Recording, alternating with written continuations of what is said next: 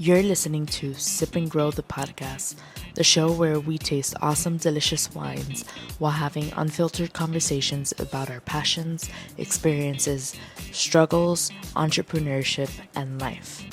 My name is Nicole Di Pasquale, and I'm a wine enthusiast just trying to pursue her passions and dreams while taking you on the journey with me, one episode at a time. My ultimate goal is to not only bring you wine knowledge and value, but also inspire you to enjoy your process and journey in pursuing your passions and dreams. Because guess what? The person you become while enduring the process is more important. So sit back, grab a glass, and let's sip and grow together.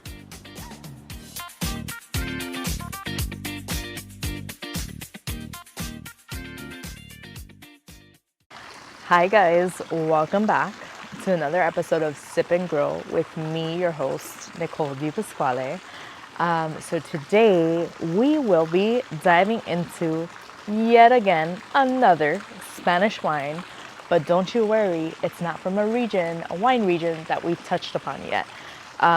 This one is very near and dear to my heart because I actually visited this winery when I was in Spain in 2022 because my cousin Isela, shout out to Isela and John for getting married in Spain. Woo. They actually had us. I was part of the bridal party, and we got to experience a wine tour and wine tasting at Protos in Valladolid, Spain, which is a wine region. It's like an hour and a half. Like an hour, I would say, away from Madrid, but it could be an hour and a half if there's traffic. But beautiful location. She got married in this gorgeous Catholic church, and the wedding was 10 out of 10. It was literally like a 3-day event it was a spa hotel situation. And let me tell you, that hotel is definitely one for the books. I will be going back to just have a spa weekend at that hotel because it was a 10 out of 10 experience. The food was amazing. The wine was amazing. The vibes, immaculate. And one of the activities that we got to do was actually visit this winery in Valladolid, which this is one of the biggest wineries in Spain. Actually, they produce 3.5 million bottles a year. That is, let's have a moment of silence for that, because that is insane. 3.5 million bottles a year. Get out of here. No, don't get out of here. Give me some bottles. Anyways, so this is located in the wine region called Ribera del Duero. So Ribera del Duero is basically like saying Rioja. It's just another wine region. And it basically has 4 provinces within that wine region.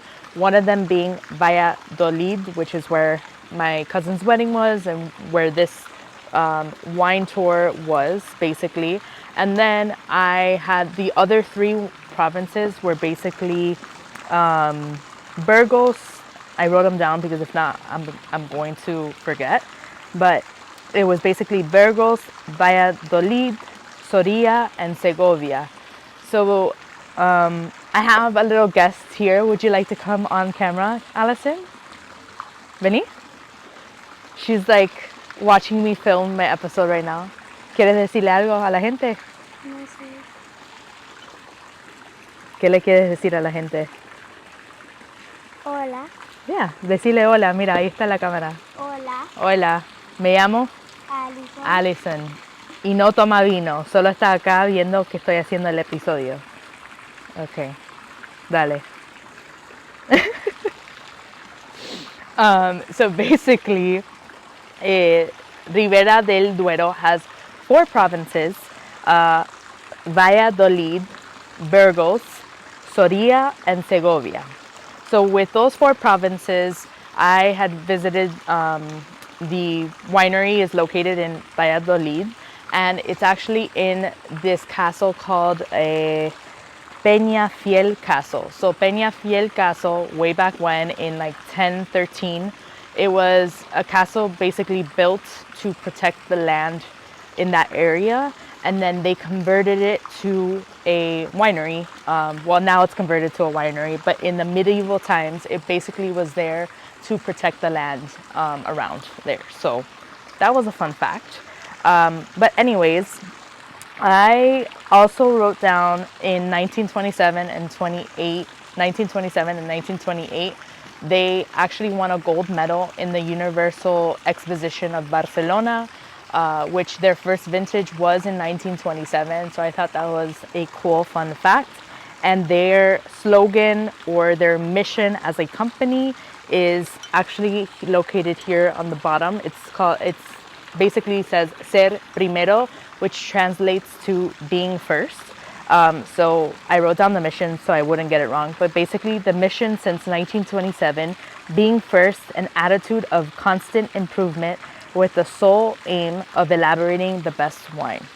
So I understand the execution behind the phrase isn't my favorite, but I understand the message that they're trying to convey, which for me, being first, and which basically represents an attitude of constant improvement, I correlate that to growth, right? So like growth is basically being better each day, like doing something each day to motivate you to be a better human being or to motivate you to do better, because all of our experiences in life, good or bad, lead us to either be the best version of ourselves or the worst version of ourselves. And like, if you take each experience for what it's trying to teach you, then you can go towards like the best version of yourself.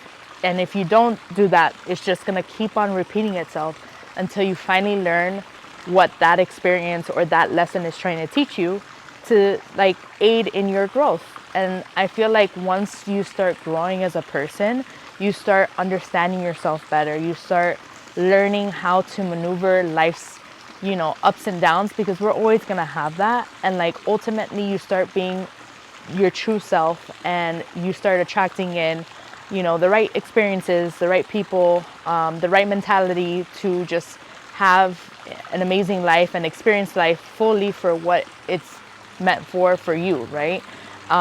So hopefully that is what you're doing every day. And if not, your lessons are going to be repeated.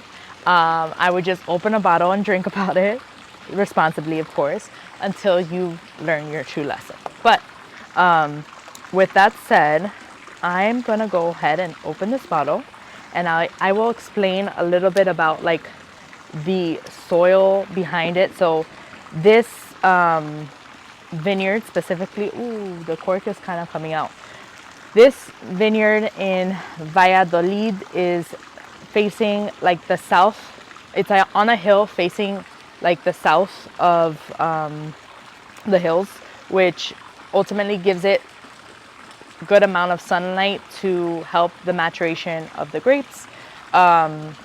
They age this specific Crianza. So the name of this wine is Crianza. The vintage is 2017, and Crianza is basically made of 100% Tempranillo. So this is just a young Tempranillo, basically.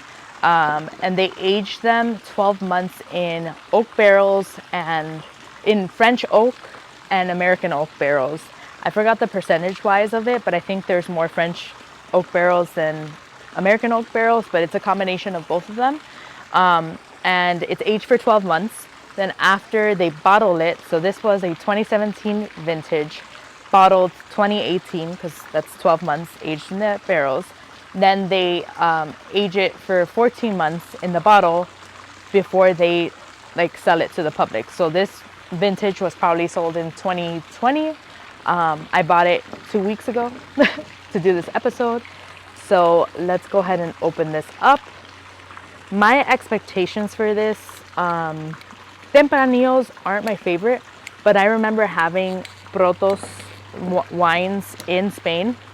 And like, to be honest, if you get any of their wines, it's a safe bet if you aren't familiar with Spanish wines, because the ones I've tried from them aren't that bad, and I prefer a Crianza versus other Spanish red wines. So definitely a great option. This was on the higher price point. I think it was like $30 or $34, something like that. The cork is looking pretty good. Let's see how it tastes. Oh. So let's go ahead and pour this up and see how. So the color, it's a nice ruby red color. Let me go ahead and put it against the white backgrounds because once again, forgot my chart. Let's go ahead and smell it. So I'm definitely getting the spiciness behind and the oakiness. Like you definitely can smell that it's been in oak barrels because there's like a very particular smell for that.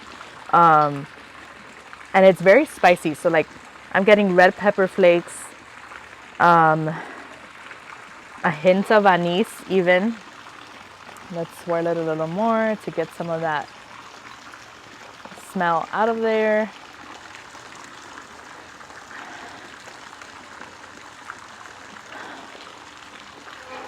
And there's something else. So anise, red pepper flakes. I would even go to say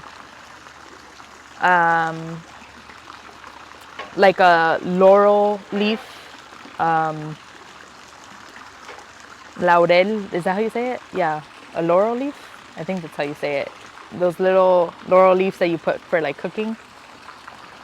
And there's like another, it's very herbal. That's what I'm getting, like a lot of herbal notes with oak, like oakiness to it. So, and it smells like it'll be like a medium bodied wine because you could tell by just by looking at the color, it's not super young, but it's not super old either.